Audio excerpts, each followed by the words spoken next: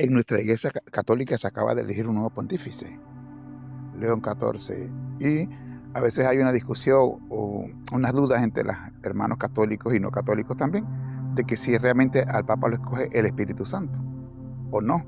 Vamos a compartir esta enseñanza y vamos a ver si realmente es el Espíritu quien puede escoger al Papa o son los hombres, o una mezcla de las dos cosas. Quédate con nosotros para que compartamos esta meditación. Saludos.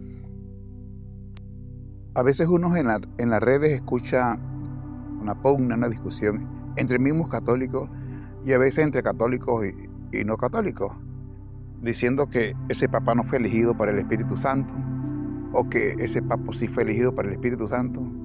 Y algunos hermanos separados en esta nueva elección del Papa León XIV han dicho que eso es puro mundano, pura carne, no pura política, ¿no? Vamos a mirar aquí qué es lo que realmente pasa, ¿verdad? Si realmente al Espíritu Santo le escoge los papas o no. Bueno, en primer lugar, no es el Espíritu Santo el que escoge los papas. Nunca el Espíritu Santo ha elegido ningún papa. Creo que ni siquiera Pedro.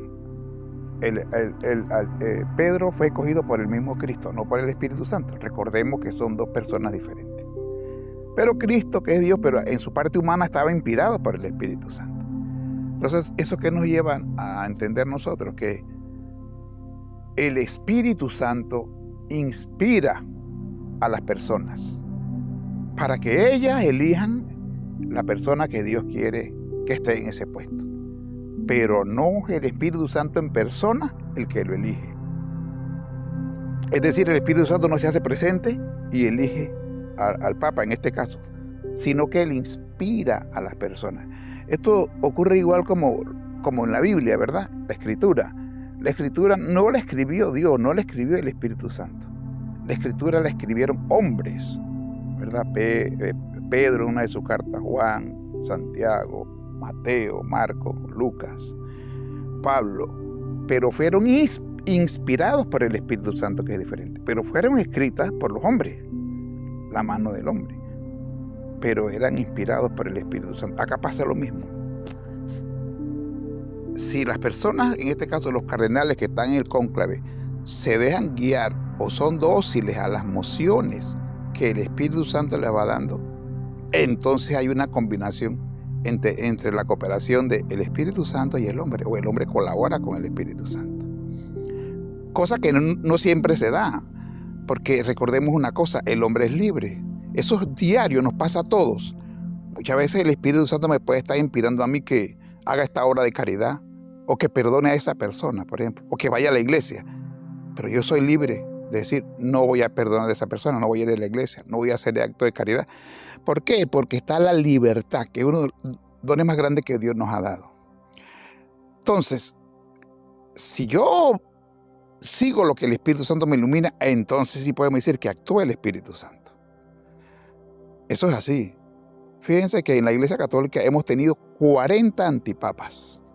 40 antipapas.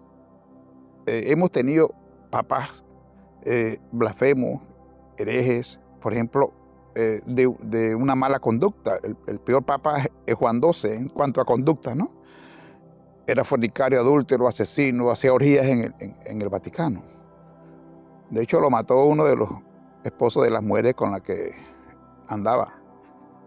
Entonces, ¿esas personas las escogió el Espíritu Santo? No sabemos. ¿Por qué digo no sabemos? Lo más seguro que no. Pero pudo escogerle al Espíritu Santo. No digo los antipapas, porque los antipapas es que hubo vicios en el cónclave, pero sí los que se han comportado mal. Puede que sí, porque el Espíritu Santo a través de Jesús escogió a Judas, pero mire Judas cómo actuó. Traicionó el llamado. O sea, puede que Dios escoja a ese papa, pero ese papa, o el Espíritu Santo a través de los cardenales, pero él fue infiel al llamado, ¿verdad? Dios ha llamado a muchos sacerdotes y obispos a su vocación, pero puede que esos sacerdotes se porten mal. Entonces esto es una cosa un poco compleja que no podemos jugar así como muy rápidamente. Entonces, ¿qué puede pasar? Que el Espíritu Santo no eligió a la persona porque la persona, los cardenales no se dejaron guiar y actuaron con su libertad. O puede ser que sí los guió y eligió el que Dios quería, pero esa persona fue infiel luego de ser elegido. Una situación compleja, como le dije, no podemos como hablar así a la ligera. Esto es lo que nos dice la iglesia, e incluso el sentido común nos dice eso. ¿Por qué? Porque está la libertad humana, que Dios no puede violentar. Miren ustedes, en el infierno hay personas que están ardiendo, están sufriendo, están condenadas. Eso es bíblico, Cristo lo dijo, el infierno existe, hay gente en la gema, en el infierno. Ahora yo me pregunto, ¿Dios quería que se fueran para el infierno? No. La voluntad de Dios es que no se condenaran. Y yo estoy seguro de algo, que a quienes Dios le dio más inspiraciones que a ninguna otra persona, fueron los que están en el infierno. Porque Dios no quería que se condenaran, pero no fueron dóciles a esas inspiraciones e hicieron el mal. Entonces está la libertad del hombre. Entonces aquí nos lleva a algo. Podemos clasificar la voluntad de Dios de dos etapas. La voluntad absoluta de Dios y la voluntad permisible de Dios. La voluntad absoluta de Dios es lo que Dios quiere que pase porque ese es su querer, ¿verdad? Por ejemplo, que tú hagas el bien, que tú perdones, que tú ames a tu esposa, que no le engañes. Esa es la voluntad absoluta de Dios. ¿Y cuál es la voluntad permisible de Dios? La que aunque Él no lo quiere que pase, pasa porque el hombre fue libre y eligió hacer el mal. Se dice que es voluntad permisible de Dios porque Dios es todopoderoso y Él pudo evitar que lo hiciera. Entonces se dice voluntad permisible. Por ejemplo, Dios no quiere que una persona viole a otra, pero Dios no lo quiere, pero lo permite, ¿verdad? Entonces se puede decir que es voluntad permisible de Dios porque Dios tiene todo el poder para haberlo evitado, pero no lo hizo. Pero al final le va a pedir cuenta cuando se muera, ¿verdad? Todo esto tenemos que tenerlo claro. El Espíritu Santo inspira a las personas, pero si la persona no es dócil, no se hace la voluntad de Dios. Por supuesto que acá en nuestro cotidiano andar, el Espíritu nos inspira nociones, digamos, eso se llama gracias cooperantes, ¿verdad? Suficientes, porque los cardenales tienen una gracia superior a la de nosotros. Ellos tienen una gracia especial, sobre todo en el cónclave. Ellos tienen más gracia del Espíritu, más inspiraciones para que hagan la voluntad de Dios. Pero aún así está la libertad del hombre, porque Dios nunca va a violentar la libertad del hombre. Entonces, para concluir, Dios inspira a través del Espíritu, pero existe la libertad humana. Si es dócil ese cardenal a lo que Dios le inspiró, entonces es la voluntad absoluta de Dios. Si no fue dócil y estuvo lo que Él quiso que fuera, por su interés, qué sé yo, y así la mayoría de los cardenales no siguieron la inspiración del Espíritu, sino que lo que ellos querían fue la voluntad permisiva de Dios, quien eligió al Papa. Pero nunca directamente el Espíritu Santo, sino los hombres. Porque el Espíritu Santo no escribió ningún texto de la Biblia, ni tampoco bajó a escoger al Papa a través de los cardenales. O digamos, quitando a los cardenales. Eso tiene que estar bien claro, porque no podemos caer en como algo que es mágico y decir, ya si Él está ahí es porque es el Espíritu Santo. No. Una vez un hermano le preguntó a un sacerdote que que cómo él sabía si esa mujer era para él.